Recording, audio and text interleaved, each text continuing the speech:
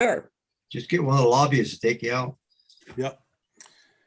All right. I see that we are now live on YouTube. Good afternoon, everybody. This is the Vermont State Senate Committee on Institutions. Today is May 7th, 2021. My name is Joe Benning, and I am the chair of the Senate Institutions Committee. We also have on with us today Senator Maher from Grand Isle. Thank you. Senator Ingalls from Essex Orleans, Senator McCormick from Windsor, Senator Parent from Franklin County. The conversation's topic for the week has been what was originally sparked by the Freeman report and our return to the State House. I want to say a couple of things preliminarily to try to speed the conversation along, because I've recognize that many people have been under the impression we are forced into making a choice between option A and option B, as appears in that document. In fact, that document is not cast in stone by any stretch. If you read the very first paragraph, you will notice that it is couched in terms of COVID-19. COVID-19 is evaporating as we speak as a rationale for how we approach our re-entry into the building. Zoom is always available in case COVID-19 rears its ugly head, but we are starting to change the narrative and recognize that COVID-19 will not be the driving force in the conversation, either today or when we return. The point behind that is I didn't want anybody to spend a lot of time exasperated, like we had some folks earlier this week saying this is absolutely unacceptable and banging the gavel and all that stuff. The nutshell is we are opening the tip of the iceberg to talk with stakeholders about what they see as preferences for when we return to the State House.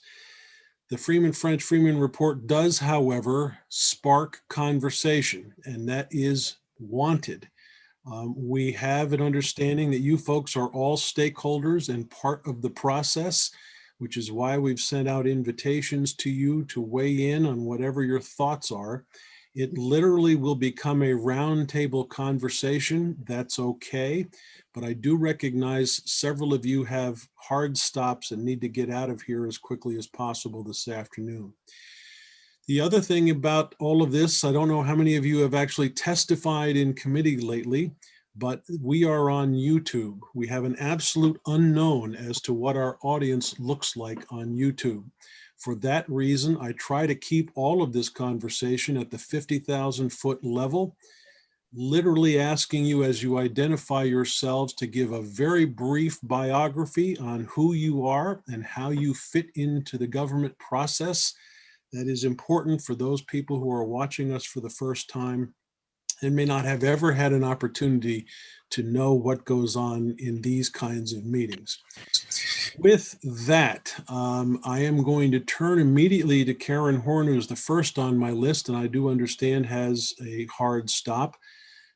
Karen, again, if you are speaking and I hear you use a term that we are familiar with, but I don't suspect the audience may be, I may interrupt you and ask you to clarify as we go. And for the rest of you witnesses, the same thing will apply. So Karen, welcome to Senate Institutions, and I'll leave the floor to you. Thank you very much, Senator, and thank you for inviting us in. And thank you also for saying we're part of the process, not part of the problem. My name is Karen Horn. I represent the Vermont League of Cities and Towns. And for the benefit of those who may be watching, I've been doing this work for more than 30 years in the State House, and obviously over the last 2 years virtually on Zoom. So I did have just a few comments, and I will be fairly brief. In some ways, live streaming has made the State House far more accessible than it's ever been before. And we hear this from our members. We remind them constantly that you can watch committee action and State House action on YouTube, that you can ask to be invited in, and the committees will do that. And right now you can do it on 5 minutes notice, which is really a huge improvement over having to drive potentially for hours to get to the State House to testify on a particular topic. I did write an op-ed last spring regarding the increased transparency that the Zoom has provided to us. It's a double-edged sword, though, because you really never have any idea what's going on in the background. So if you're a habitual occupant of the State House, we spend a lot of time in hallway conversations or in the cafeteria talking to people, and that just doesn't happen now. You have no idea what's going on behind the curtain. And so in that respect, it's a little bit less transparent than it has been in the past. We do think that remote meeting capacity and live streaming has to be continued for every committee going forward. And we realize that there are physical constraints with respect to that, but the public has really gotten used to it.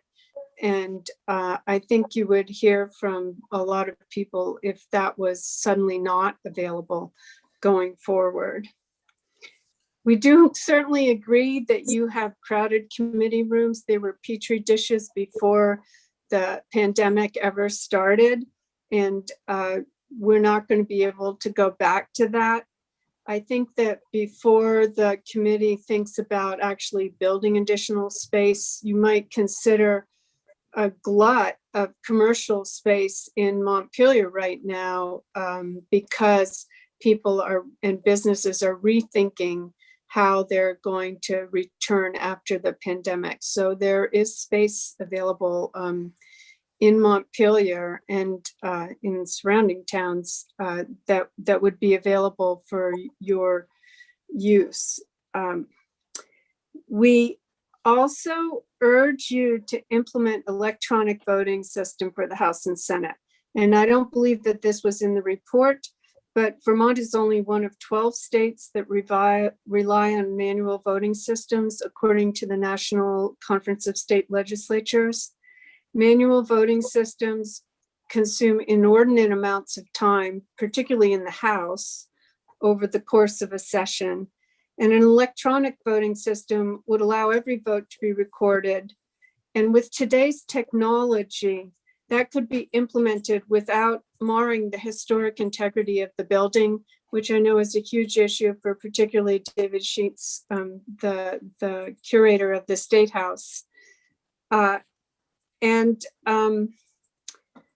Let's see, and the electronic voting system would also save time for everybody, particularly at this end of the session when there's so much happening all at once, and people are very interested in keeping track. I imagine yourselves as well as the public and the lobbying community. And then lastly, we would urge you to consider the security needs of the State House. We've been lucky in Vermont so far, but luck is really not equal to security. And so we would just urge you to look at that as part of the overview when you're considering what to do going forward. And that's really it, Senator. Thank you for the opportunity. Well, Karen, this is a roundtable discussion. I want to immediately respond to a couple of comments. First, you were concerned that you're not behind the curtain. I would just like to point out for public edification, neither are we, which is one of the frustrating parts of this conversation. So we all have been meeting just like you're seeing us right now. And all of our substantive conversations have literally been taking place in this environment. Those easy ways of drifting out into the hall and having a conversation to try and iron out details, Very frustrating. We don't have that ability, and we're as frustrated as you are about that particular subject. The security in the State House is actually being looked into by another committee. Probably will be spending some time over the summer to discuss that, but it is not likely to be subject of this committee's conversation, at least in the immediate future, as much as do we return and under what circumstances. The security issues are a kind of a complicated silo all by themselves. You had indicated that we had a Petri dish problem prior to COVID. We all completely agree. Just for your knowledge, yesterday, the chairs of institutions in the House and the Senate gave marching orders to BGS to start with an HVAC analysis of every room in the building. If you've noticed in the Freeman report, which again is based on a COVID-19 discussion, nobody has ever actually done that analysis of each room, so that if we arrived at the ability to say room capacity 8, let's assume for just this discussion that you are now 8 plus 1 trying to get in the door. What is it that you would prefer to have happen at that moment?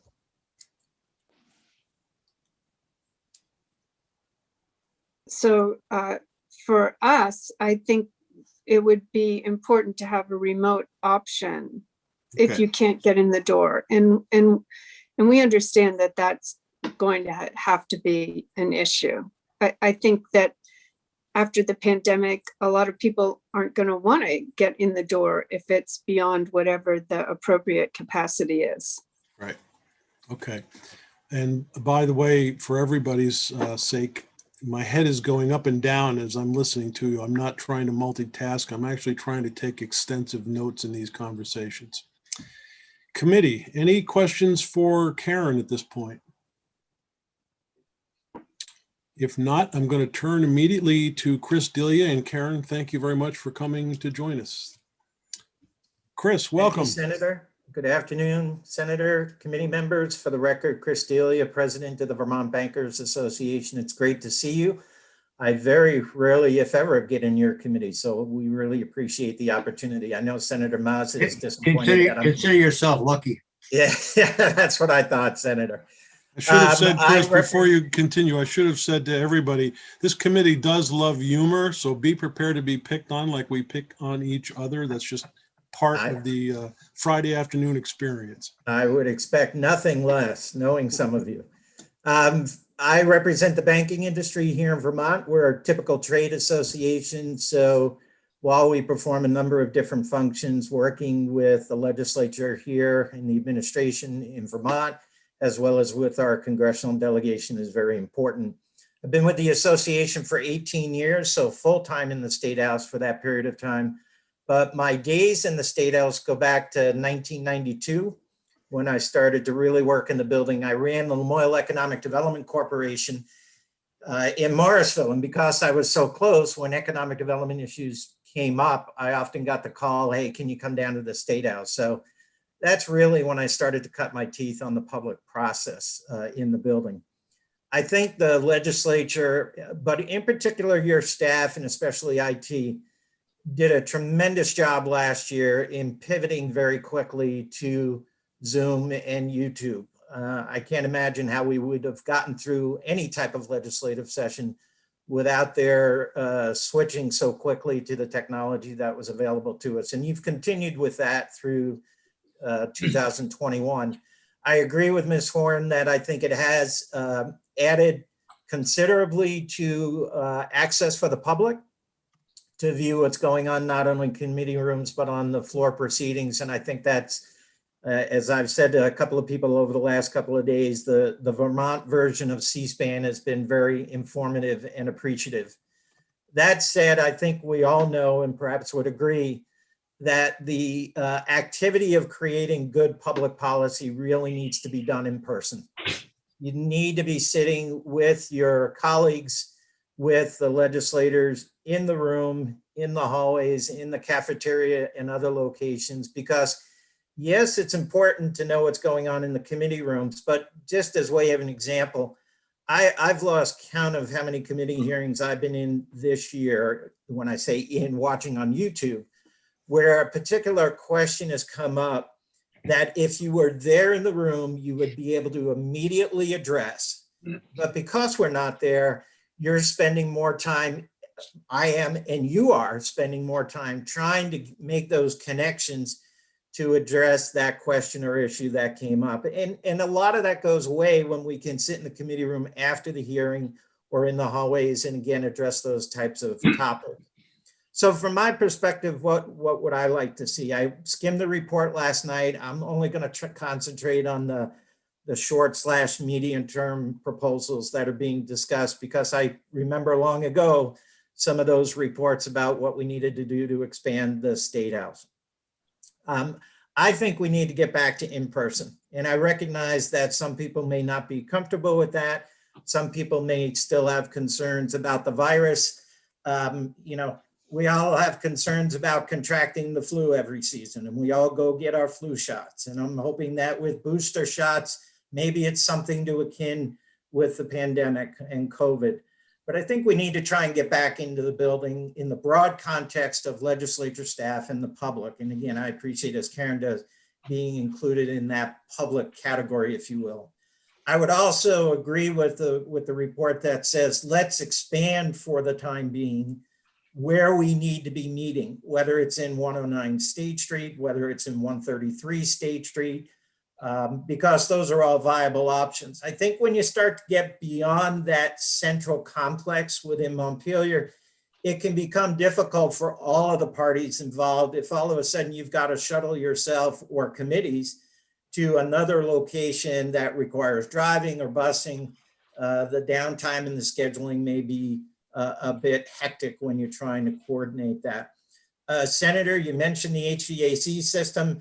I think whatever you need to do this summer and fall on HVAC, IT to outfit the committee rooms, other improvements to the building to increase the committee room sizes. Let's move forward with that aggressively so that we can be prepared to open up in January of 2022. And again, utilizing those other spaces. I recognize and appreciate your comment, Senator Benning, about you being as frustrated as well. I have often thought about the newly elected representatives and senators coming into this process who have virtually no context to how it works under the Golden Dome, doesn't have the ability to really establish those personal relationships that we all rely on and work to accomplish over time. So I greatly appreciate you looking at this, and I hope that we can move in the direction of getting back into one building, plural buildings within the Capitol complex come January. You asked the question of what if you were the eighth person or the ninth person going into the room. I guess I'd like to know who 7 and 8 are, and maybe I could work out a deal to kick them out of the room, perhaps. But if you had that public option close by, then once the committee is done, you could always run over to the State House and visit with those members to perhaps address those issues that came up. The other thing, as I was thinking about it, is maybe there's some self-policing that has to go on. There's many days during the session that I'm in the State House, but I don't have anything going on. But I feel the need to be there because maybe something breaks or maybe have an opportunity for a conversation. But quite honestly, if there's days when I don't have hearings or topics on committee agendas, maybe self-policing, I just don't go, and be respectful of others who need to be in the building and conduct their work on those days. So maybe that's another option. There's many ways to explore or many opportunities to explore, but let's get back into the building and doing the work of the people and developing really good public policy. Chris, you brought up a subject, and I'm going to throw this out there. I am not saying I am wedded to it by any stretch.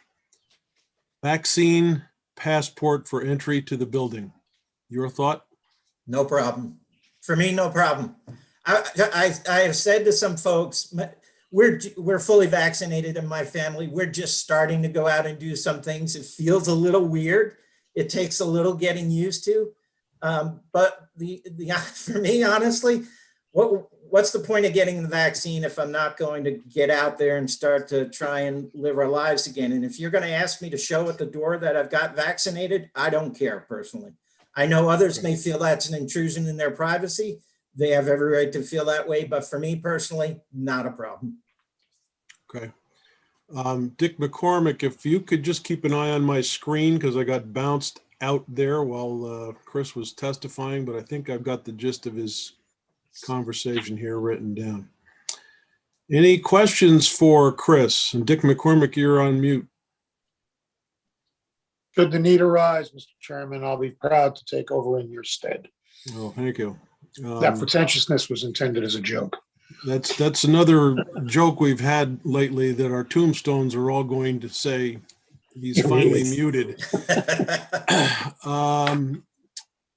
Patty Comline. Chris, thank you very much for coming. Patty, you're up. You're the other one with hard stop. Yes, thank you very much. It's so good to see all of you. And now that I see you all in one place, I want to get a client in institution so I can see more of you at some point. For the most part, I represent a number of associations whose members are small businesses. Right now, much of my time is spent on the lodging, wedding, and events businesses and business owners who are struggling since the governor's executive order restricted gathering and travel restrictions, which resulted in a lot of limited business and in a lot of cases, just total shutdowns. I know Zoom is wearing thin on everyone. Decisions are being made, sometimes unilaterally, we see, without a full picture of inputs from us on the outside, and I think even sometimes from committee members. I don't think that serves the public well, and so we are looking for when we can return to a semblance of normal.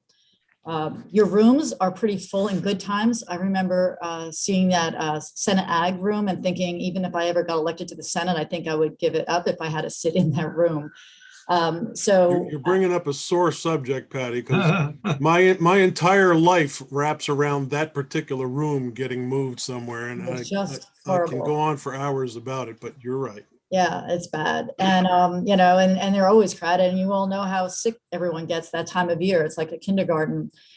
So we do join all the others that have asked for continued streaming. We think your IT people are the best. I'm involved in a lot of national phone calls, and early on, no one was up to speed like Vermont was. So they deserve a lot of credit, and we do appreciate the streaming and would like to see that continue, but nothing's as effective as being in that room. So what we would ask for is equal access or in access. If you're saying one more person can be in there, my personal feeling is don't have anyone in there, which may mean that your meetings are closed, but the rest of the building is open access. Because as you know, we are very good at joining you as you walk down the hallway or you go into the cafeteria for your cookie. And so if we had that kind of access, I think that would be effective. You know, sitting in that room does give people an advantage. And I don't know how you could do first come, first serve in that situation. So that's what, you know, to do that until everyone can return to pre-pandemic conditions where they're comfortable would be a suggestion to consider. One of the other considerations I saw in the study that I thought would be compelling was fewer House members. You all might want to talk about that and see what kind of reaction you get from the other body. You can lead that. Yeah, back in 1836, they brought us into being. So it's the old joke about we brought you into the world, we can take you out kind of routine. I think that was a Bill Cosby line back when. Yeah, I wasn't going to mention the name. know. It's not politically correct these days. It was a good line though. Anyway, so thank you for having me. Thank you for all your work. And I know it's tiresome and we're all over it. So we appreciate you listening. You had brought up if the rooms themselves must be closed, for instance, to committee members and staff, you would still want the open hallway access, as, and I'm sure as well, some remote access of some kind somewhere. Yes, oh, definitely. The streaming, we would ask to continue. So many of us could do that from our offices. But, you know, we need to catch somebody in a hallway or we see something that, you know, we've watched something on Zoom that happened that we need to get over and catch somebody on their break. It would be very helpful. Okay. Some of you have joined us after the initial conversations, I was trying to accommodate anybody that may have a hard stop this afternoon and needs to get out quickly. Is there anybody really pressed for time? Because if not, I'm going to go down my list. John, welcome to Senate Institutions. This is where you jump in quick. Yeah, thank you. Thank you very much, Senator Benning, first for inviting us in. I have been, for those who don't know, and I feel funny talking here too with Senator Ingalls in the picture here, who I feel like I've gotten to know, and he's never seen me before in his life, you know. So that's some of the imbalance that we're going through. That the rest of you have seen me maybe too many times, but anyhow, I've been a lobbyist. John, hang on a minute. I think Dick Maas is winding up for a joke here. Wait, I want to see what it is. Well, she just said we've seen her too many times, and I just want to. Yes, he's okay. Anyhow, I've been in the State House since 1981. I started when I was about 10. I was first there as a representative for 2 terms, and I have been a lobbyist since 1987. I started with a firm that's no longer in existence. No, those people are no longer around. And then I went on my own. I have a sole proprietor lobbying business, and I've had a number of clients over the years. And so I represent multiple clients, as does Patty, who spoke earlier.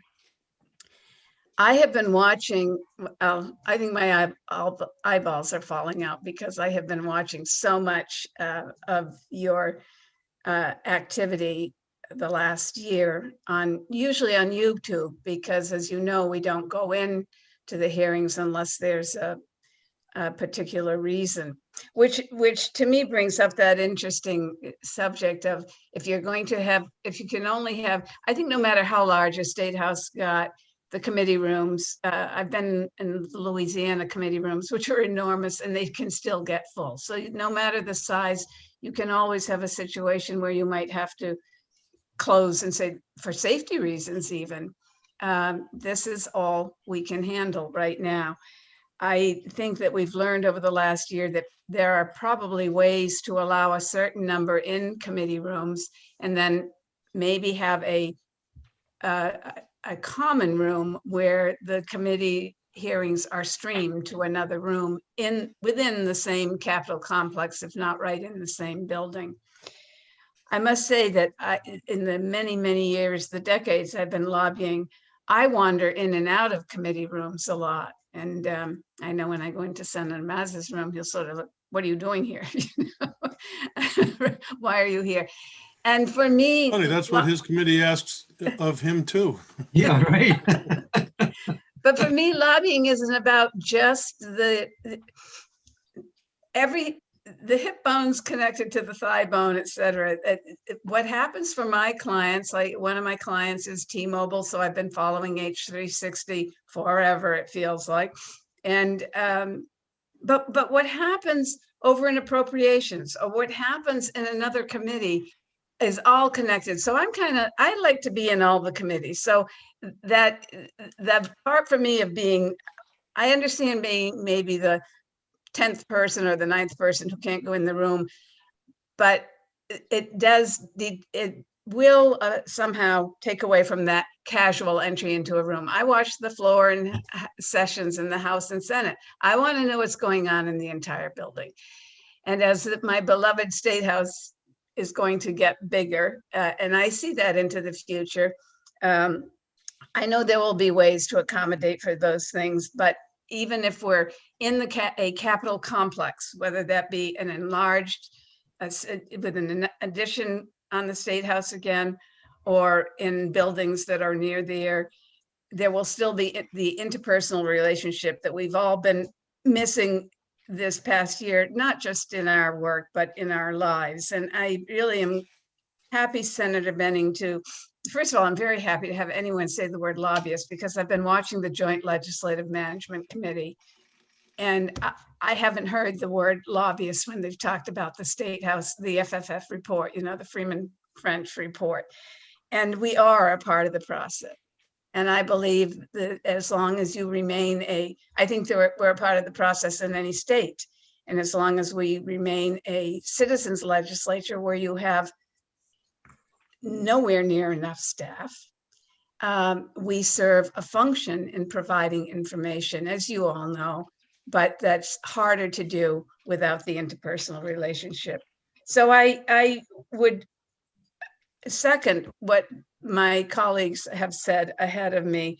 I think that we have a huge task ahead of us. I remember the 1987 addition to the State House, as I'm sure Senator Mazza does too. It's change. Change is hard. And we're going to have change in this building that we've come to love. It's not just a building, it's a museum to me. It's a treasured building. And so I'm happy to see in some of the report that to me, the sacred rooms have not been changed, like the House chamber and the Senate chamber and the Cedar Creek room and the governor's office in the State House. I do think everything else, as you go down the corridors on the 2 floors, the 2nd and 3rd floor in the House and the 1st floor in the Senate, that there probably can be change, even though poor David Sheets must be just shaking in some of those committee rooms. I love how he has taken care of our State House, and I think it's a beautiful building. But we are in a time of movement, and I'm also pleased to hear you your committee talk about this in terms of not just COVID.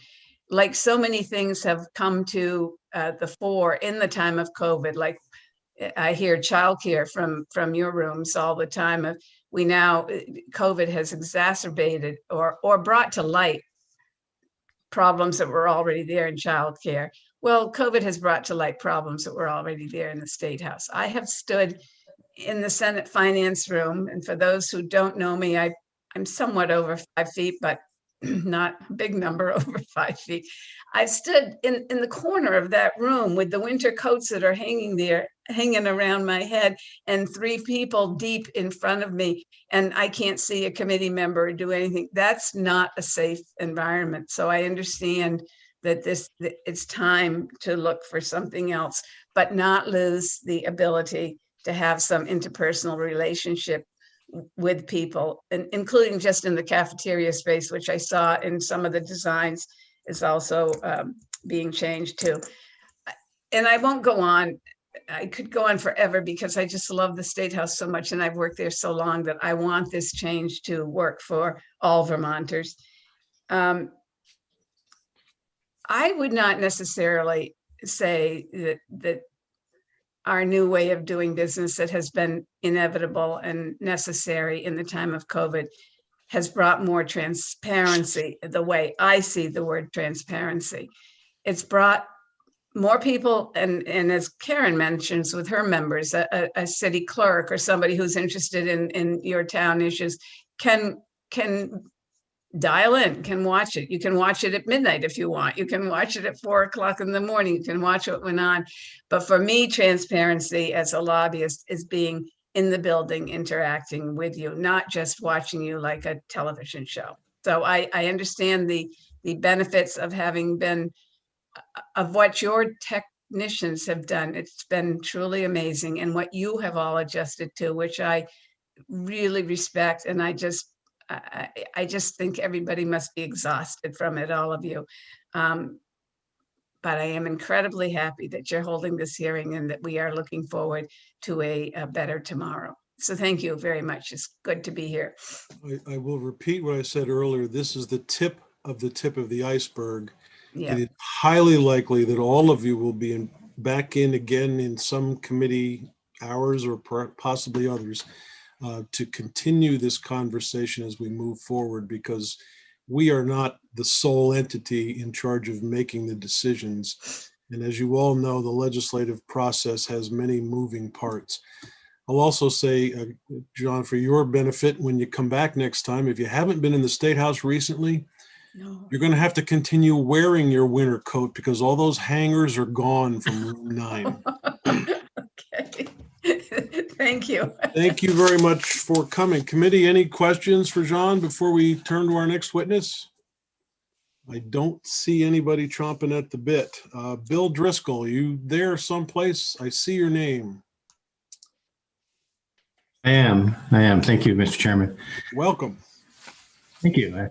I also don't get to talk in front of this committee very often, so I appreciate the opportunity. For the record, William Driscoll with Associated Industries of Vermont. We represent primarily the manufacturing sector in the state. I think you've heard a lot of common themes or comments, and you're probably going to hear a lot of them repeated as you go through the folks here today. So I'll try not to be too repetitive. I may focus on one key recommendation, and it does focus on that central theme of being in the room and being able to be in the room, whether it's literally or figuratively. And I think you've heard a lot of the advantages of that for the process in terms of being able to have real-time interaction, whether it's committee members who have a question and they see someone in the room to be able to ask that, or if something comes up and someone who may not be on the witness list is able to raise their hand and hopefully get involved in that sense. There's also another aspect to that, which I think is also important to keep in mind, and that is whether it's conscious or unconscious, when the only folks who can interact in real time or directly with the committee are people on the witness list, then who is put on that witness list and who is not makes a big difference. And it's easier to, again, not necessarily consciously or deliberately, but it's easier to not hear from some voices and some perspectives if they aren't able to be in the room and actually raise their hand and make that effort to be heard. And so I think that's an important thing to keep in mind as well. And I guess my primary recommendation is something that a bunch of us have recommended along the way here for this current session and the previous one. And that is, especially given that the committee rooms are set up now for remote testimony and interaction online with the technology that's there now, and certainly could be tweaked if necessary, is to take advantage of the capabilities of Zoom to have that virtual committee room where certainly would like to have the opportunity for people to be there physically or in person, but even if, particularly if you're considering scenarios where the number might be even more limited than it is now, to have that virtual room in addition to what's going on.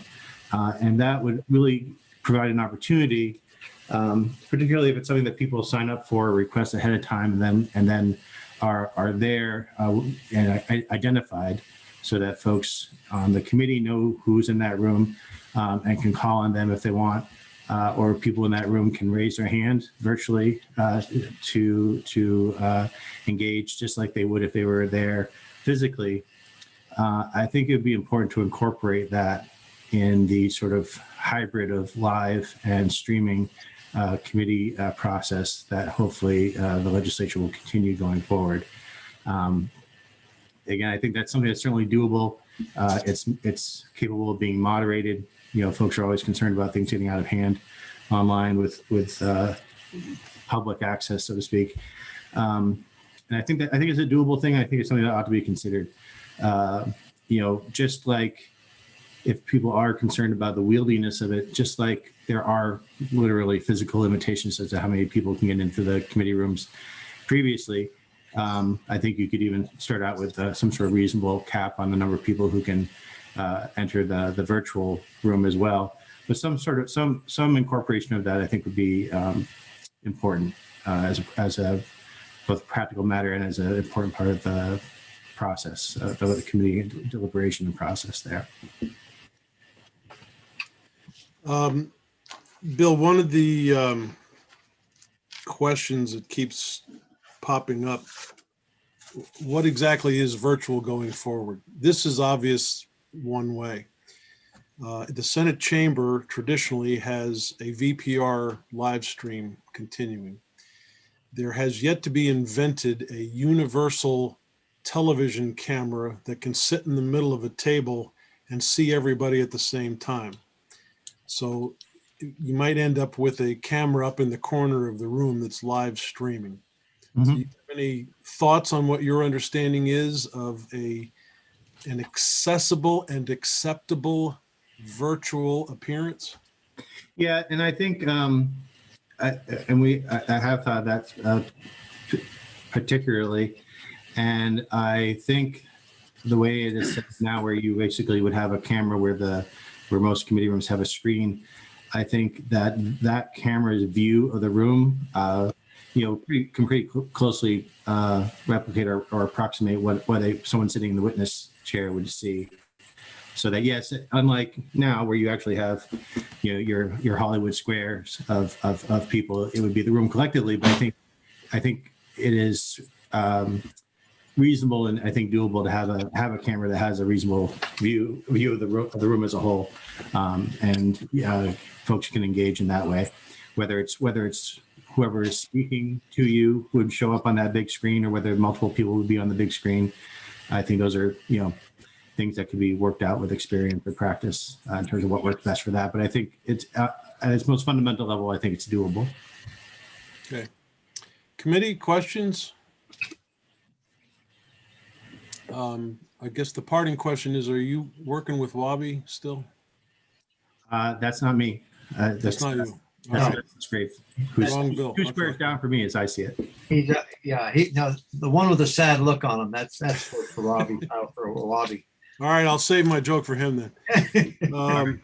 Unfortunately, Matt, you're not the next one on my list here. I've got Jessa Barnard. Welcome to Senate Institutions. I think we've met before.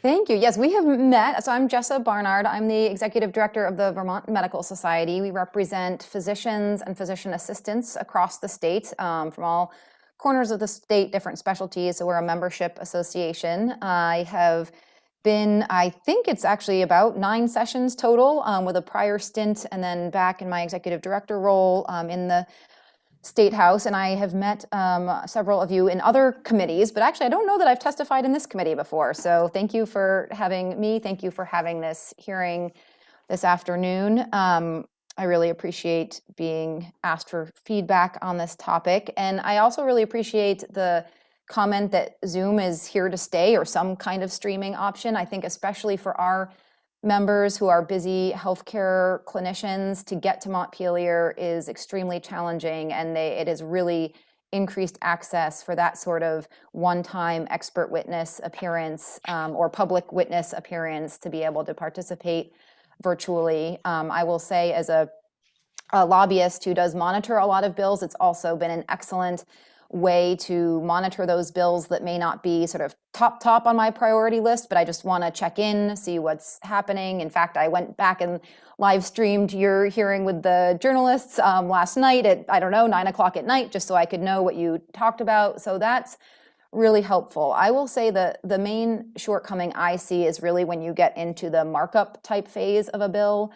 I think, I'm sure for you, but also for advocates, very challenging. I will say, you know this as well as I, but there are often times where, even though we're lobbyists, we're also the content experts in a certain policy area, or our members are for you. I think somebody else before me mentioned this, was without having really a policy staff to work for you. We know you often turn to our members or other members of those on this call for really content information, and that information about, if we change this wording, what is the impact going to be?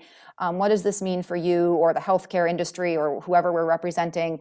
And that type of conversation I have found extremely challenging this session. It's ended up, there'll be a phone call, texts going back and forth with a representative during a hearing while people are also trying to listen to witnesses, and it's very unwieldy. And so that's the time where I've really found not being in the room has had its shortcomings. And in fact, I've heard in committee discussion, I feel like it's actually led to sort of a small c conservative approach to some of the bills that have been taking up this session, where I've heard committee chairs or members saying, we'd love to do more with this bill, but we can't get all the stakeholders in the room this session. So we can't, until we can really have that opportunity, we can't take this farther right now. Maybe we'll do a study this session, maybe we'll create a task force, but we can't really solve this problem till we get all the interested parties together. And I think another year of only some people being in the building and not having the public or the advocates or the experts in the room to hash things out, I think feels like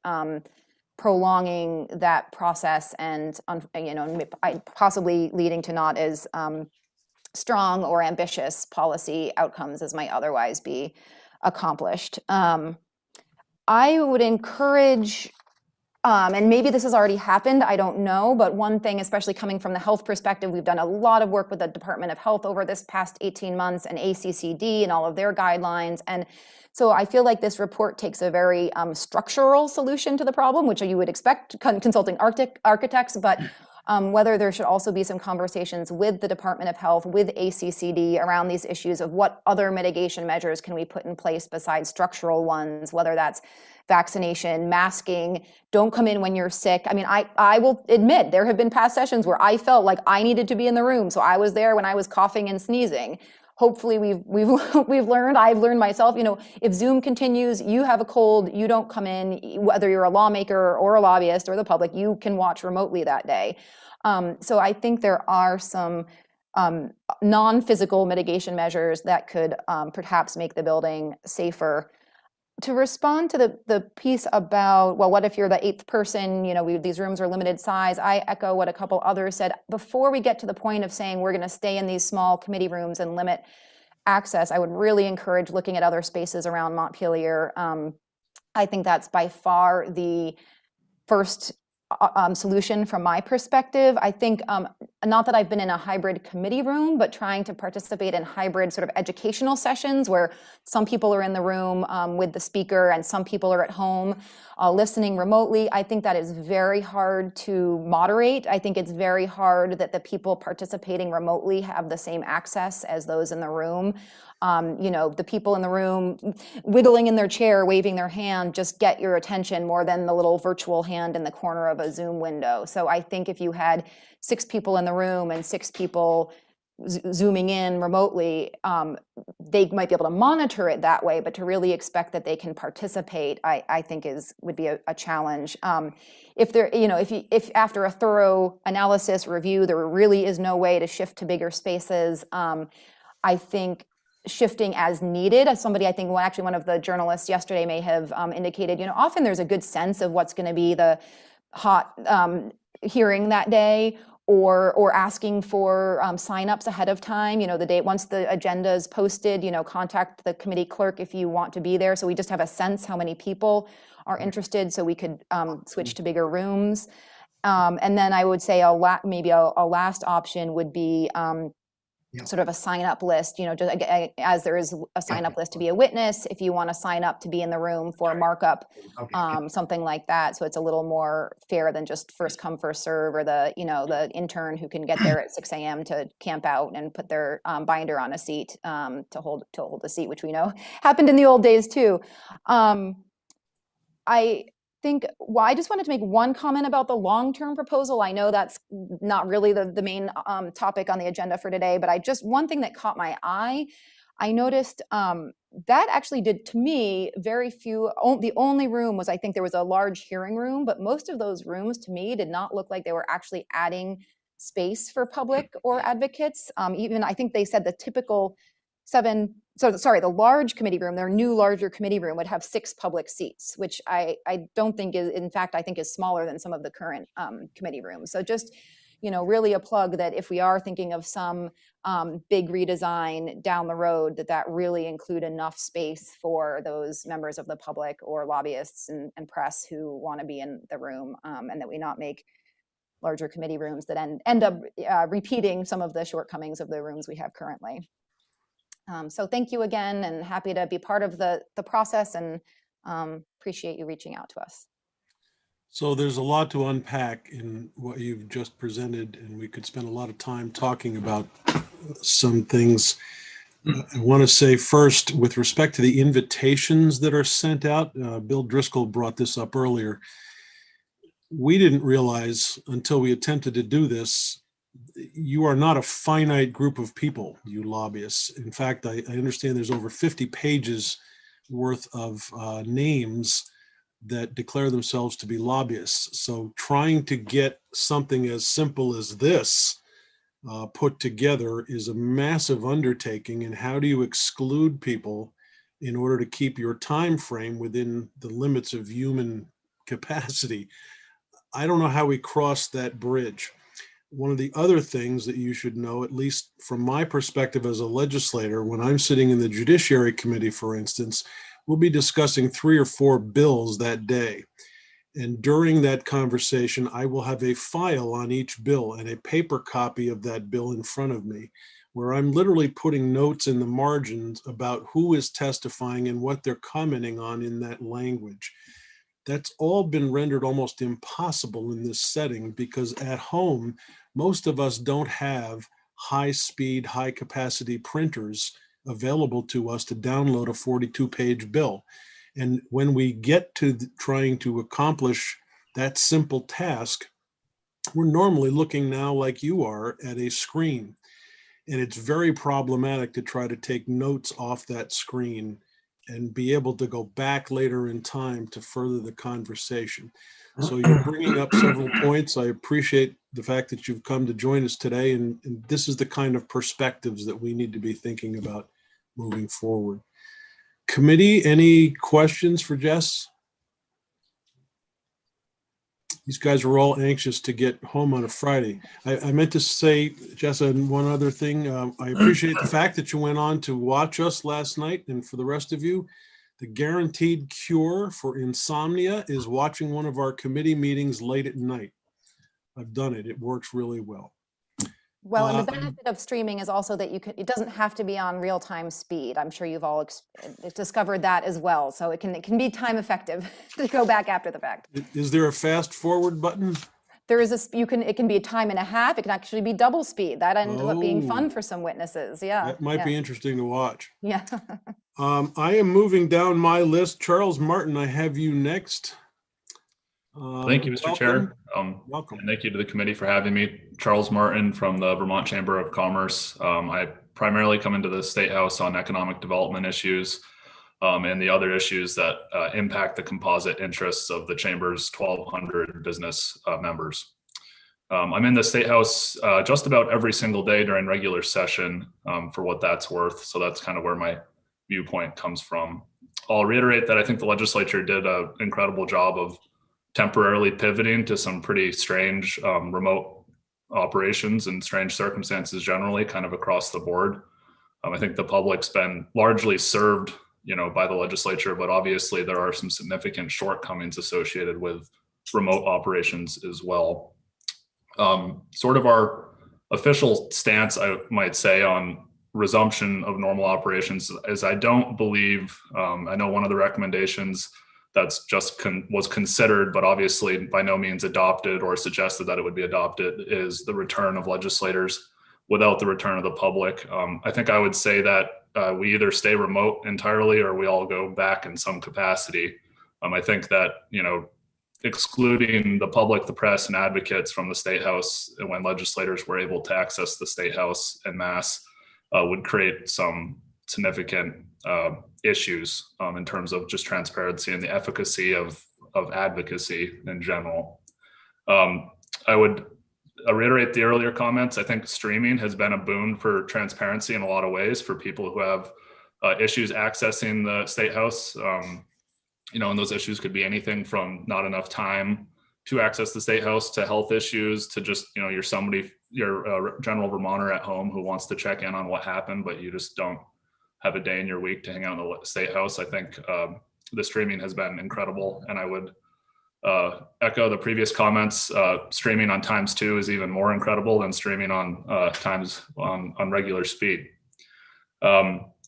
I have noticed, and I know that this is not something that I'm going to necessarily be able to prove, but it's been pretty intuitive that this has occurred, that there have been policy and committee deliberations that have occurred kind of offline from time to time. I've jumped into a committee where it seems like a decision was arrived at, and I wasn't able to witness the deliberation that led to that decision.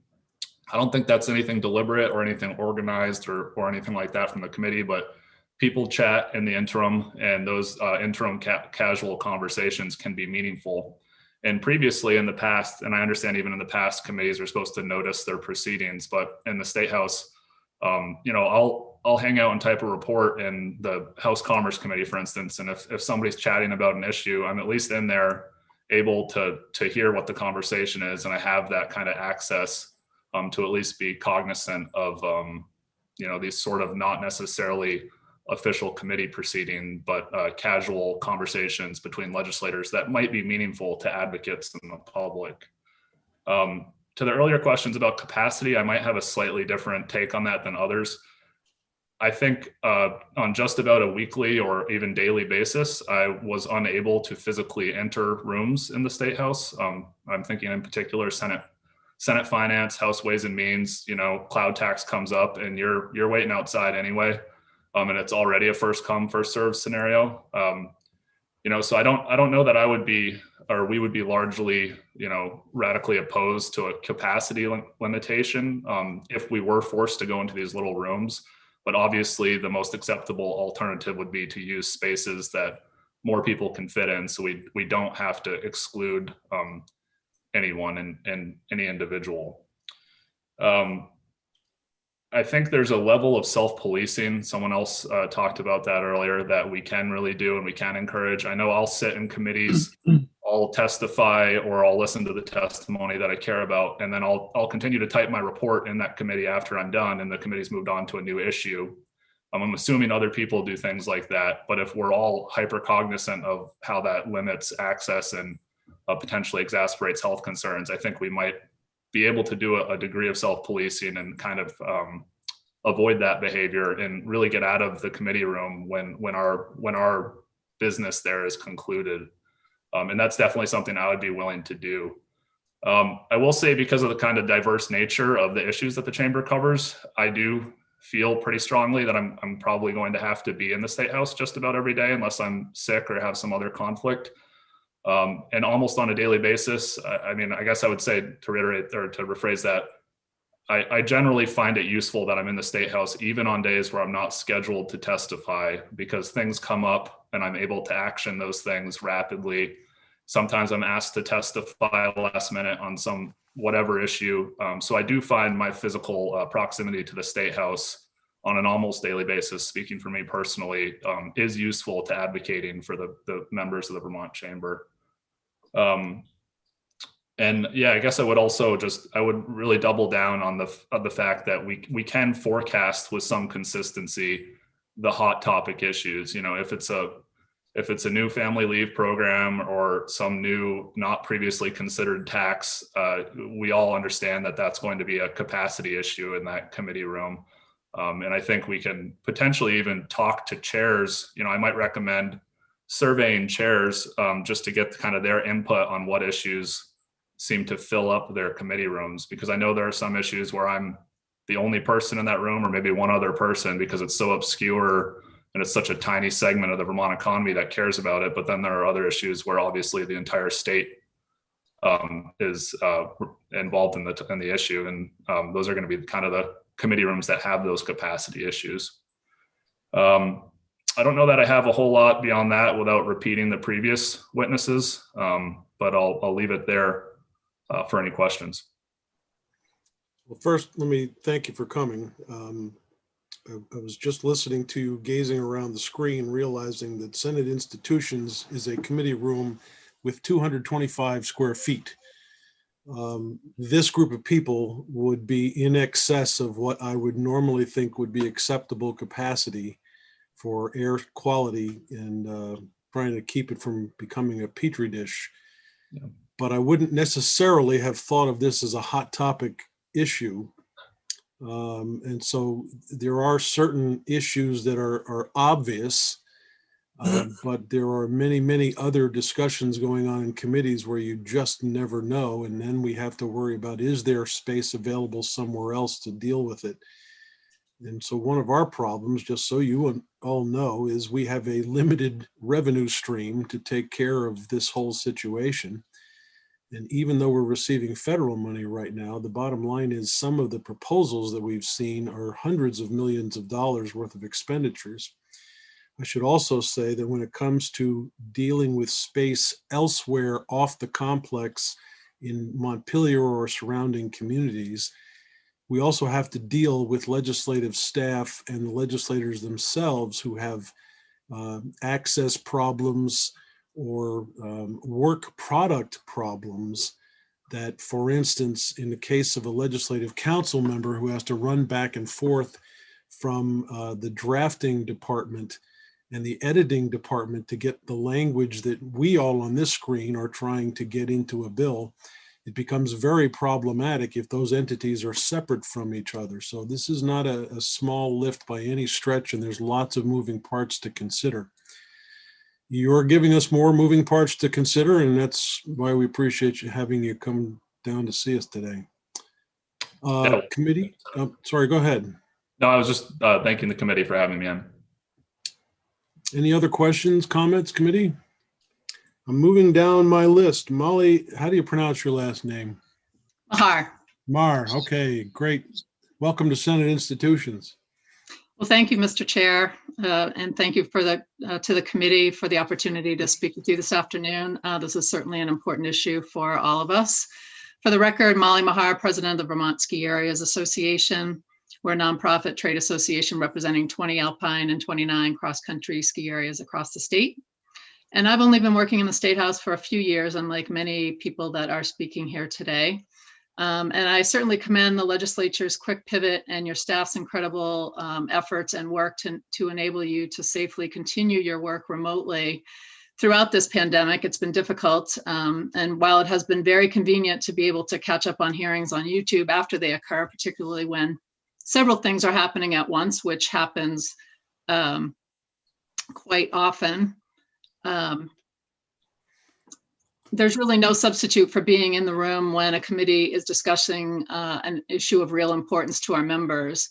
And as you know, and as several other people have mentioned, you know, it's not uncommon for a committee chair or a committee member, knowing who's in the room, to ask a question of a lobbyist to get more information outside of scheduled testimony. And that just can't happen when we're watching on YouTube. An important part of our jobs, in addition to the obvious advocacy for our members, of course, is to bring in information to you, our legislators, about how particular policy decisions are affecting our members, and in turn, how that could influence the state's economy, jobs, demographics, et cetera. And that's really been difficult to do this year. Being able to be in the building is very important for many of the same reasons I've heard legislators mention, just the ability to form relationships with you, to catch you in the hall or over a cup of coffee to discuss an issue. And beyond that, just establish a connection with you as a person who is working to make Vermont a better place for all of us. That said, I strongly support better use of technology in the future to allow for online access to committee hearings. It's sort of a blessing and a curse. If you miss something, you can go back and watch it. However, you can also watch hours upon hours of Zoom testimony as well.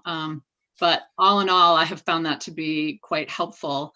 Also, the ability to testify remotely for our members directly if they have to travel, you know, if they can't physically be at the State House due to, you know, their other responsibilities. I would welcome that. And certainly, and finally, crowded committee rooms are, of course, very challenging for everyone for a number of reasons, and strongly support having access to expanded committee room space over limited access, recognizing that that may be a challenge in the near term. And it does seem like the two large hearing rooms, 10 and 11, could certainly be used more, but I understand your point, Mr. Chair, about sometimes you get surprised, and you know, it is kind of disruptive to have to try to move a hearing once you've got the time allocated for it. However, you know, I've been following Act 250 closely, and that House Natural Resources Committee room is regularly packed for that work. And, you know, it is even after they've moved to the Ethan Allen room, and it's a challenge to make sure you can get in there. And if you're really lucky, you can even get a seat, you know, for the 3 hours of testimony for the rest of the afternoon. So agree also with the points of security in the State House and better air handling. And I just, to close, it is really important for lobbyists to be able to be in the building with you all. Thank you for your time. Committee questions. Molly, we do appreciate you coming. Thank you. Austin Davis, you're next on my list. Welcome to Senate Institutions. Thank you, Mr. Chair. For the record, Austin Davis, Government Affairs Manager with the Lake Champlain Chamber, which represents about 1,000 members and upwards of 60,000 employees in the state, predominantly in the northwest corner of the state. I think, as the old saying goes, I think everything's been said, just not everyone's had a chance to say it yet. And I know that I'm standing between you folks and a lovely Vermont Friday spring afternoon. So I'll try to keep this really brief because I think I haven't really heard much by way of testimony that I don't agree with or that I wouldn't want to say myself. I think there's a couple things though I will say. I really think, as many of you know, like I'm possibly one of the youngest people on this testimony list, and I probably have the least time in this state house. I think I've been there now about 7 years. I think, Senator Parent, you and I started about the same time in the state house. You were just a representative and my parents' rep. And, it's just been such an experience in the last 7-8 years to just grow in that state house. And I think it gives me, being that early in a career, kind of gives me a unique perspective. And that I think really our citizen legislature is incredibly unique. And I think having the state house be such an open public space is just an asset to the state of Vermont. And I know it sounds hokey. I just don't know any other way to put it. And I think that it comes down to a great deal of just empathy that gets built for other people. The political divisiveness that you see in other places in the country, in the world, we're not exempt from them. However, I just think that having those cramped committee rooms, I think to some extent, having to share limited elbow room with the person next to you while in a committee room just does build that sense of like, this is a true person. They have the best intentions for Vermont, as we're both kind of just suffering through this warm committee room together. And all because, we both have our perspective on what's best for this state we love. And we're willing to just sweat in a late spring day in our suits, through our suits or our nice dress clothing, in order to get that perspective heard. I just think that, it's honestly such a special thing. And from, when I was an intern in Shumlin's office, right on through, I've just been hooked because I just love being in that building where there have been so many amazing public servants, and I know so many more will follow me. And I would just be sad, honestly, to think about it changing too much and losing some of that unique character. I mean, I think about politics of the national scene, and there's an older gentleman whose opinions I really take to heart. And I remember him telling me at one point that he saw political divisiveness really start when members were able to start loosening their ability to be present and were able to jet off to home or fundraisers or whatever on a regular basis. And, committee meetings were less frequented, and they didn't have to sit around and start forming those relationships. And that meant that there wasn't a great deal of empathy. There wasn't that I trust that you're doing this for the right reasons type of thing. So that's just something, I think hasn't been highlighted at this point in the conversation that I think I just want to highlight. On the things that have been talked about, the 8+1, I think that's a really interesting, that's a conversation point where I think from the Lake Champlain Chamber's perspective, I think it's an all or nothing. I think, as Patty kind of put it well, when you start having that first come, first serve, and you start making choices about who can be in the room and who can't be in the room, you start to kind of degrade folks' trust in the process a little bit, because they start wondering, why is it that person? Why not other people? And I think, Jessa made great points about just kind of the inequity of treating some people being in the room and some people being out of the room. They're two vastly different experiences. And I think just having, some of us have had times where we've had witnesses call in, and I can think of one time that there was a snowstorm and I called in as a witness. It's really just a different experience. You don't get the contextual discussion that's happening in the room. I'd agree with a lot of the folks, that that there's a lot of off air time that's really important. There's a lot of on the fly, especially towards the end of the session when folks are doing snap committee meetings, where it's important to be around and be there and be able to run into the committee room. I can sympathize with the fact that these rooms get really crowded. I mean, I remember a July veto session in Tony Klein's House Natural and Energy. I guess that was Natural and Energy at that point. It was a veto session in July, and the spewed out into the hallway of that tiny committee room, and we were all just sweating through our clothing trying to just listen in on it. And I think we could do better, obviously, in using other spaces in the Capitol complex, and I think that's something that certainly should be explored. I just think that needs to be the first priority. I think on a philosophical level, the just legitimacy of the Vermont legislature kind of stems back to the social contract that we have in our Constitution, that the General Assembly's doors shall stay open in case, I can't remember the exact words, unless someone's behaving indecently or the welfare of the state requires them to stay shut. I just think that is kind of a crucial part of the Vermont, social contract, if you will. And I think because of that, any conversation about coming back needs to be first about how do we bring the public back to the State House? And then once we figure out how to get the public back in the State House, the public can invite the legislature back to their house. It is the people's house. It needs to be first and foremost, how do we get the people into the house?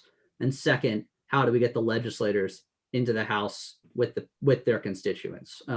And that's just kind of, our perspective on it, my perspective on it. Like I said, I know I'm holding you folks up from the rest of your day, and you've got many more people on the witness list. So thank you for your time, and I'll take any questions. Committee questions?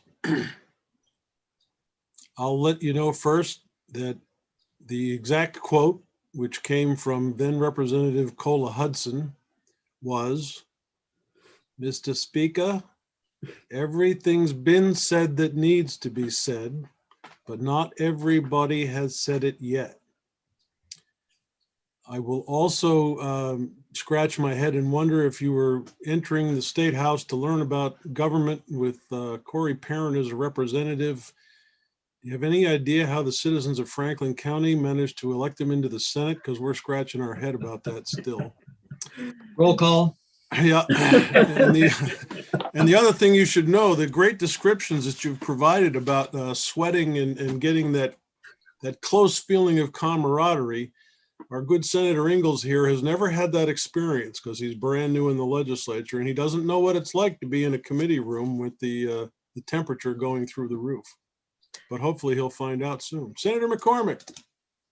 Thank you, Mr. Chairman. All this talk about the crowds in the State House. You should have been in there when we were doing civil unions. Yeah, right.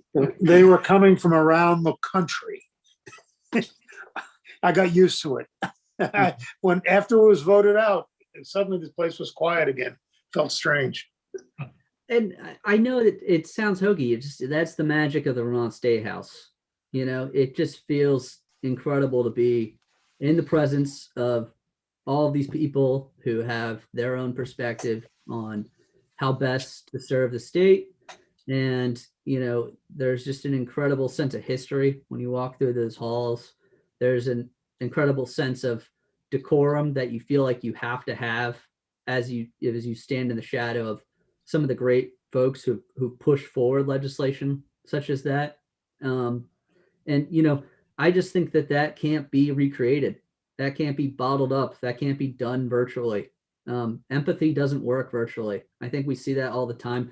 I mean, I think if you folks have children, nieces, nephews, grandchildren, you see that. It's technology doesn't do good things for human contact and empathy and things like that. And I think that we've done a great job weathering this. I think you've all done a fantastic work. I worry about continuing down that path, what we lose if we don't go back to the way we used to do business. And I think first and foremost, like I said, needs to be about how do we get anyone in the public who wants to join in, and then how do we get the legislators in? Because that's the Vermont way. Appreciate you coming, Austin. I'm going to go down my list to my predecessor on the Vermont Human Rights Commission, Terry Corsons. Welcome to Senate Institutions. And even though I'm younger than Austin, I have fewer years at the State House. But Terry, you're breaking up on me. I don't know if you can switch off your video. Perhaps that'll clear the conversation. does that help? Or am I still switching? Well, I can hear you better right now. Let's see how we go. Okay, I really will take to heart what you said and not repeat what others have already said so eloquently about the reasons for returning and the benefits of the online access to the proceedings. The only thing I guess I'll add that hasn't been already said before, when you talked about the crowded committee rooms, I know some have dedicated seats for legislative counsel. So perhaps dedicated seats for whoever's scheduled to testify might help. And then again, if the room is too crowded, if we have the ability to listen and hear and talk with people in the hallway, I think that will go a long way towards addressing, any inadequacies. And I apologize, I can't tell if you can hear me or if I'm still breaking up. Well, we can hear you. You're a little bit weak in the volume, but we can hear you. Okay, well, really honestly, as I said, I don't want to repeat what others have said so well. So on behalf of the Vermont Bar Association, and we see ourselves ideally as a resource to legislators. Normally, I'm asked to bring in lawyers who might be versed in a particular area that a bill pertains to speak in support of it and maybe to point out unintended consequences otherwise. So however way we can best facilitate that, that's what I favor. and that does involve being there in person so that somebody can grab me to say, hey, we've got this coming up. Do you have any, can you speak to it or make arrangements? So, we're happy to abide by whatever protocols you all determine are best to achieve that. Okay. Committee, any thoughts, questions for Terry? Terry, is our chair member of the board or the bar? Or There's every year a different president okay, who sits on the benchers. okay, all right. Didn't know if he was a good member or not. That's all. I don't know. They keep accepting my money every year for my dues payments. Oh, are you saying? No. Well, we are thrilled to have your chair as a member. Well, honored. The committee wants to know where we file our complaints in the future. She says she's thrilled and honored to have me. They obviously have a very low bar for their standards here. Terry, I want to thank you very much. Sure. Go ahead. I do hope whatever is allowed that I can bake from time to time. Yeah, committee, if you don't know, Terry bakes some of the best cakes that we have ever had at our disposal at the State House. Sometimes you walk into the Cedar Creek room and there's a huge cake for some reason. It's probably Terry who's behind it. But if you happen to get to know her really well, she knows how to cook one heck of a chocolate cake or bake a chocolate cake for your birthday. So Terry, thank you very much for coming along. Matt, I'm going to move to you, and Paul Burns. I'm not purposely trying to keep you last. I was frankly hoping that Vince Aluzzi was going to be on the screen so I could purposely point out he was going to be last, but I haven't seen him yet. You're following Matt, just so you know you're on deck. Matt, good afternoon. Welcome. Well, thank you, Mr. Chair and committee, for having me. You all know who I am, but for the folks on the call, my name is Matt Musgrave. I'm with the Associated General Contractors of Vermont. We're the trade association that represents the road and bridge builders, vertical commercial construction, as well as we have a contingency of home builders, and we employ somewhere in the tune of 15 to 18,000 Vermonters in any given year, depending on the economy. So first, just get straight to the point and let you know what our position is. We believe one of two things should happen. Either one is you should hold a hybrid session that would allow people that felt comfortable returning to the State House to do so. And for people that weren't comfortable returning to the State House could choose not to. The vaccine is a real thing. Some people are choosing not to take it, but we believe that's one of those steps that we've taken to get back to normal. And another witness had brought that up earlier. The second thing, if we don't return in person, is I would ask the legislature, again, as we asked the legislature early this year, to only focus on must-pass bills, including the budget, including any kind of COVID considerations that we may have, but to stay away from policy that's not absolutely 100% necessary in that year, because as we've seen this year and other witnesses have testified, it's really hard to draft complex legislation that makes a positive difference for Vermont when you can't hear everybody out there. Of course, our first choice is returning to a hybrid setup. The reasons I have that desire is, number one, we talk about engagement with politicians. I'm going to change that script a little bit. I think the engagement with other advocates has been a huge loss for me this year. And I don't mean the advocates that I agree with. I mean the advocates that I don't agree with. I really missed the opportunity to sit in the lunchroom with someone that I'm on the other side of a position from and have a conversation about why they got to their position. What are the reasons they get there?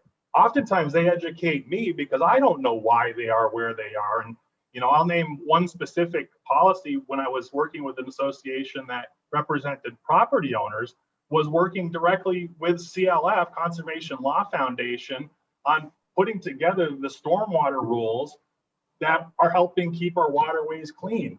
I learned a lot of stuff from sitting with Rebecca Weber and the crew from CLF, as well as the Lake Champlain Committee, that I needed to learn, that I was able to bring back to my members and explain to them, well, we understand that you don't want to have to get a permit for this, but the alternative to getting that permit is a dirty leg, and the real estate that you're selling or own is going to lose value. So does it really hurt to get a permit? So I learned stuff by meeting with other people that don't necessarily agree with me. And my second reason for wanting this is when we don't have that opportunity to sit down and learn from each other, we're constantly in a position of dehumanizing each other over these calls because we're not looking at each other face to face.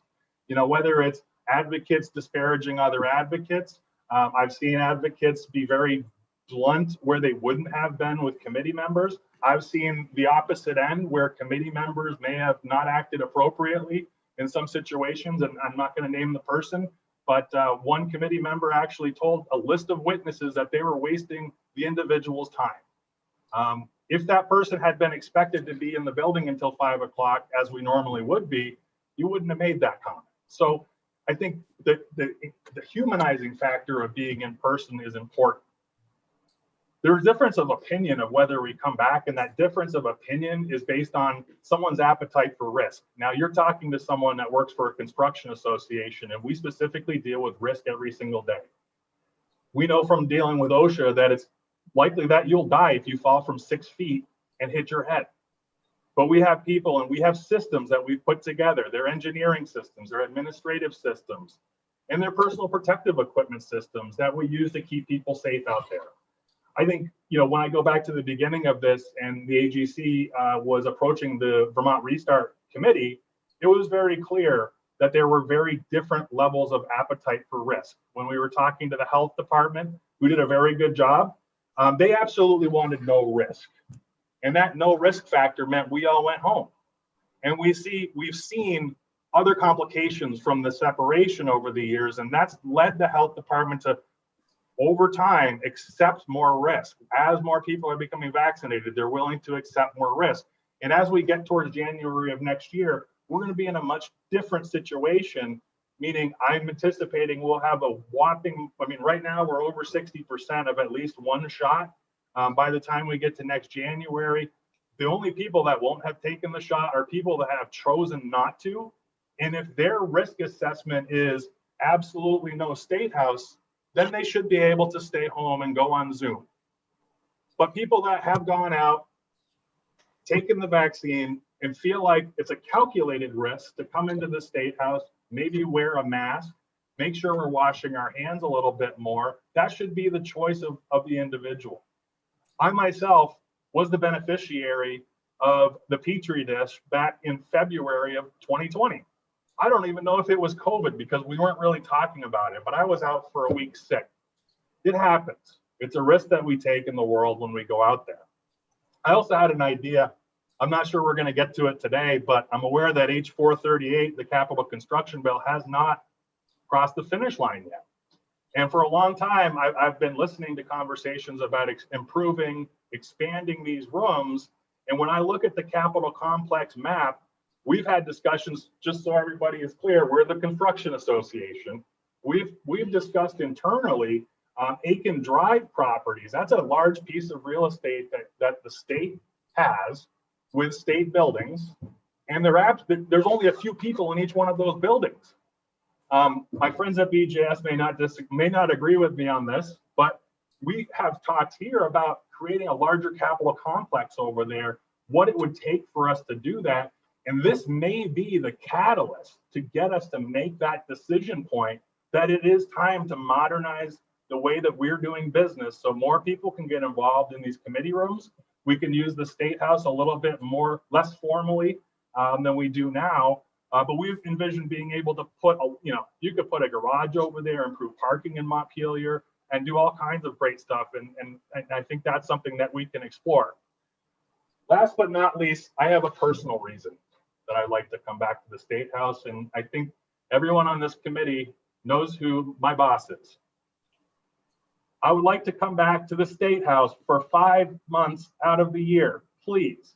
To get away from Wabi. To get away from Wabi. You know, I keep offering people like you my condolences, and I keep expecting to hear something snarky remark back from him, and I never hear it. It's like, well, he must just hear that so often. It just comes and goes. I'm surprised Bobby doesn't have like a virtual state house designed on a computer for all of us. You were doing great, Matt, till you mentioned Wabi. Please, you're really sounding great. Well, so with all joking aside, most of you may not know my personal experience, how I landed up in front of you today. I spent most of my career selling real estate. It was a great career. I enjoyed it. It was, I made good money doing it.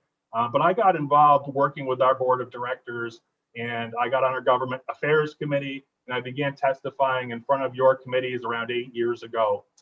It wasn't long after I got involved with the board of directors that our government affairs director left. And they looked at me and they said, Matt, you're the only one crazy enough that loves this process enough to want to do this. And for the last 5 years, I've taken great pride putting on my suit every single day, marching into that State House, working with people like Mr. Burns and the rest of the folks that are on this committee to help better the state and the world that we live in. So if I want nothing more than to come back to the State House and work, I know that we can put together systems that'll keep us safe, whether it's the vaccine, administrative protections, or personal protective equipment. We can do this, and we'll do this together as a strong Vermont. Thank you. Matt, thanks for coming. Comments, questions, committee? Senator Ingalls.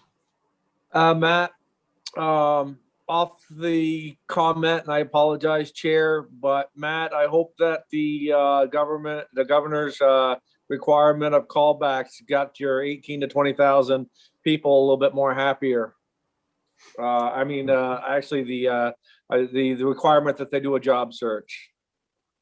That, I believe, will go a long way to helping people get back to work. And like I said, it's that risk assessment. And, as people understand they're getting that vaccine, we've been so successful as an organization of construction to not get people sick. It's by planning, being careful, and making sure that you're following protocols. And that's what's kept us safe. And we believe, getting people back to work is the best way for at least mental health at this point in time to improve. Just let's not extend that job search requirement to legislators, okay? I'm fairly confident we won't. Okay. Thanks for coming, Matt. Senator McCormick may have a question, though. Yes, thanks. I just want to thank you for your comment about the value of dealing with people you disagree with. It's such a fundamental underlying issue that it never gets mentioned because we're always more focused than that. We've never had a bill about that topic, but you're absolutely right. And we're living in a time where people use the word argument as though it's the same thing as a quarrel. And I think an open-hearted, open-minded argument is the exact opposite of a quarrel. And we learn from people we disagree with. If nothing else, you can sharpen your argument and use their arguments as a grindstone to sharpen your own. But I actually often find myself at least modifying a position because of someone I've disagreed with. And I do miss that from not being in the State House. That is happening less. So thank you for your comment there. That's your wife, Dick? She doesn't like to argue. She's controversy averse, but it's not that she's shy. She expects to get her way without a discussion. Just remember, she can watch this later on. You That's know, right. find out what you're saying.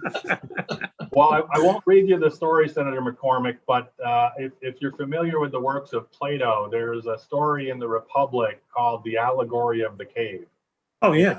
The principle of the cave is that you have a bunch of people, us, watching a screen that's got flashing lights on it. And those flashing lights are the echo chambers that we live in. And the point of this cave is there is actually a doorway to the light over here, where once we come out that doorway, we can look across and see and agree and disagree and get along with other people and realize that we do have common bonds that exist out there. So you just had a construction guy get philosophical, and I'm going to stop. Quoting Plato. I don't quote Plato anymore because I feel my grandfather's ghost. I majored in ancient Greek philosophy for a while, and he was furious. So thank you. Yeah, you're right. All right, thanks. Paul, my apologies for leaving you to last. For some reason or other, Dick McCormick suggested I keep you last because he apparently opposes you all the time. Welcome to Senate Institutions. Thank you very much, Mr. Chairman, members of the committee. For the record, Paul Burns. I'm the executive director of VPIRG, the Vermont Public Interest Research Group. It's my pleasure to be with you today. And I know most of you pretty well, so but I don't know that I've testified in your committee before, so appreciate the opportunity. VPIRG is the state's largest consumer and environmental advocacy organization. We work, among other things, on good government transparency, and so forth. So these issues are near and dear to us and to the 40,000 or so members and supporters we have around the state. I don't recall a hearing with a witness list as varied as this, where I have found something to agree with from what every other witness has said. There is a lot of common ground, I think, among those who are testifying here today.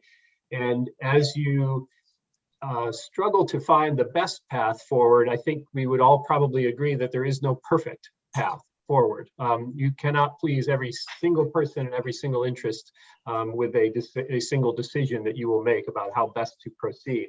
But as you come back together, I do hope and trust that you will try to find ways to preserve the kind of transparency that many folks have become accustomed to in these difficult times.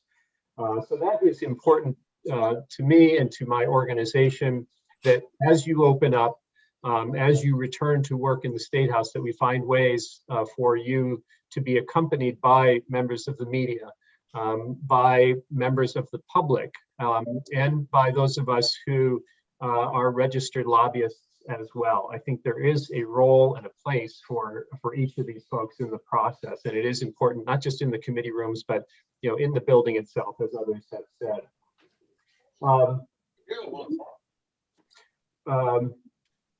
When you are looking for other space, I don't know whether you're going to move quickly toward construction of other space nearby, although maybe that's not a bad idea to consider that as well. But certainly there is available space, and others have commented on that, going back to Karen Horn at the beginning as well, which I thought made a lot of sense. Another point that she made that I will just simply express our support for was the idea of electronic voting, more important in the House than in the Senate in terms of a time saver, but something that would improve, enhance transparency and speed the process as well as you move forward. I, again, don't want to repeat a lot of what others have said, but there was a question, or some have suggested it's kind of an all or nothing with respect to hearing rooms and committee rooms. If you can't get everybody in, don't allow anybody in. That is not something that we would agree with.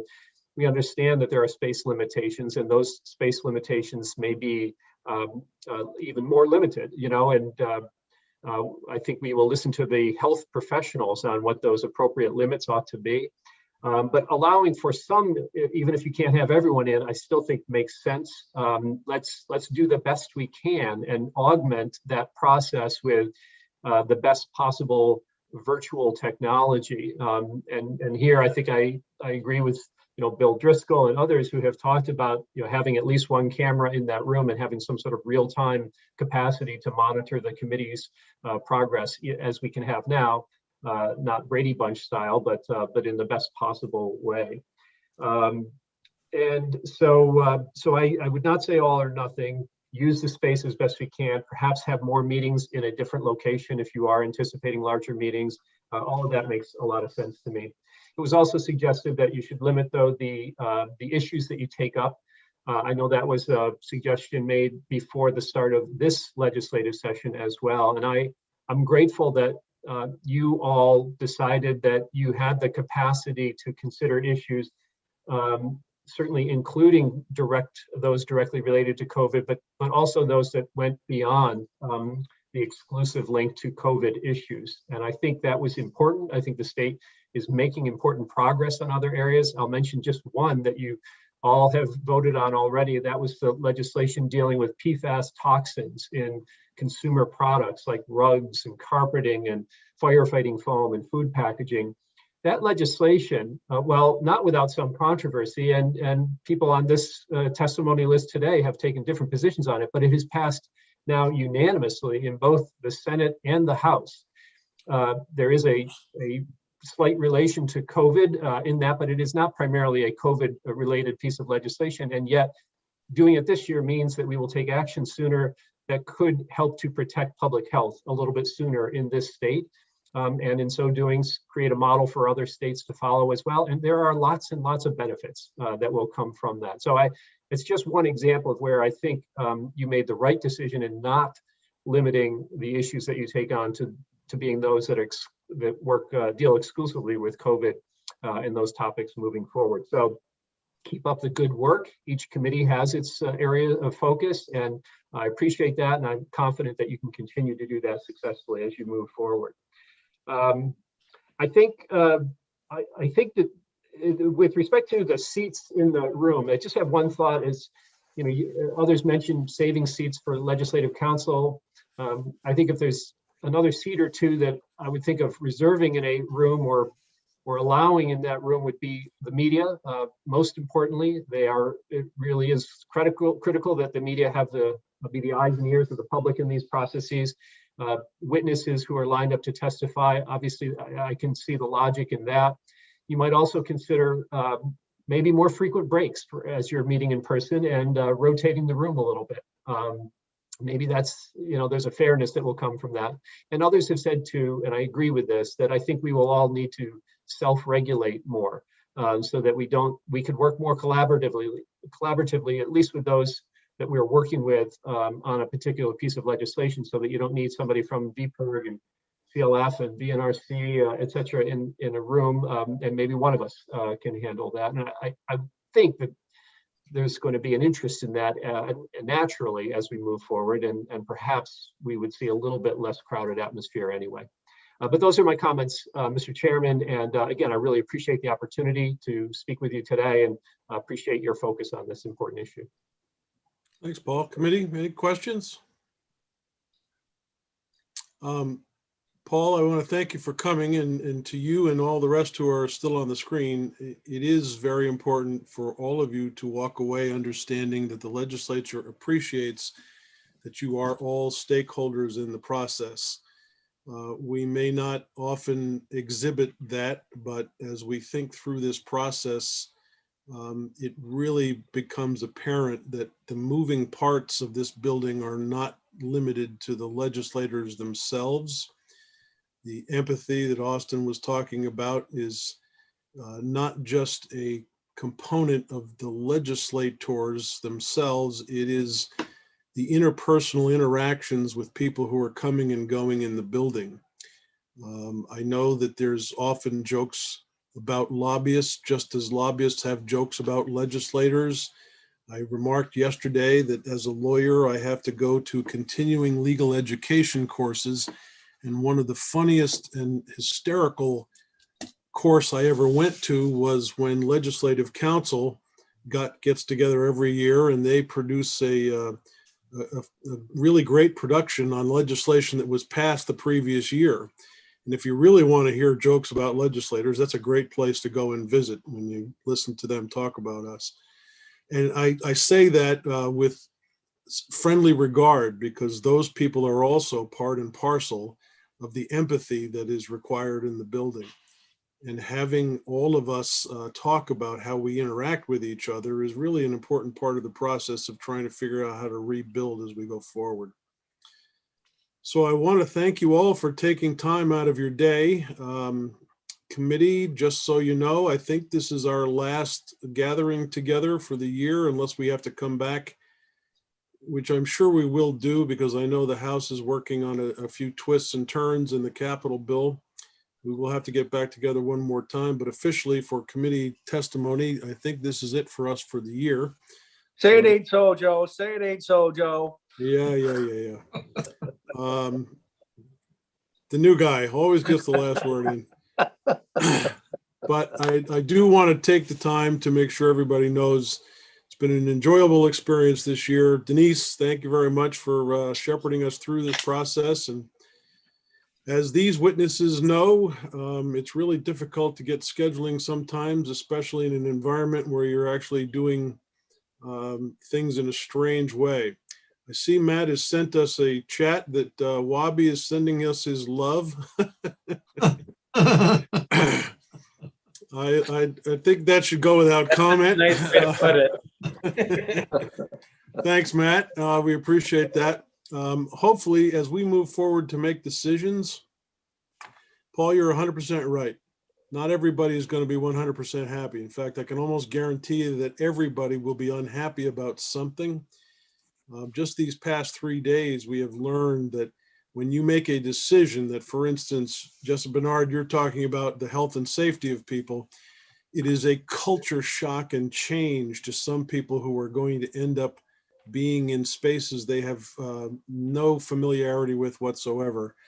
And trying to juggle those two things is a real difficult process. And it is a conversation that is becoming more apparent only because you folks have all taken the time to be here today and educate us about that whole problem. So Dick McCormick, you have your hand up. Yes, thank you, Mr. Chairman. I just want to say to Denise that you should understand that theoretically, we are now taking you to the plaza for a drink. Oh, great. Great. In theory. Yes. We raise a glass to you, Denise. Thank you Senator very much. Benning is paying. All right. We're going to call it, and you can take us out of YouTube. And just for those who are on YouTube, no, we're not